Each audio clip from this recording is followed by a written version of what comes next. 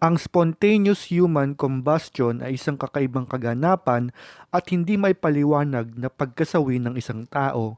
Sa loob ng ilang siglo, pinagtatalunan ng mga tao at mga scientists kung ang isang tao ay maaaring kusang masunog o magliyab nang walang pinagmumulang sanhi ng apoy tulad ng kandila, posporo, gasolina or kahit anong flammable material. Sa nakalipas na 300 years, mayroong higit na 200 na mga ulat na naturang mga insidente na ang isang tao, buhay man or kakamatay lang, ay biglang nagliyab at nasunog ng walang eksplanasyon.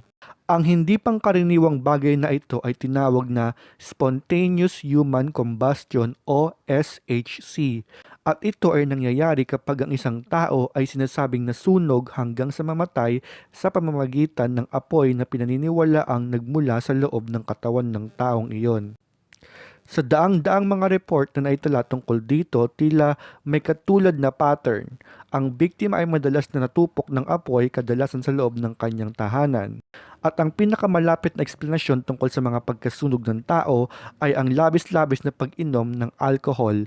At ang pinaka nakakapagtaka, ang mga paa at kamay at mga binti ay kadalasang nananatiling buo at ang katawan naman at ulo ay sunog na sunog at halos hindi makilala, at ang silid na kinaroroonan ng biktima ay walang mga palatandaan ng sunog.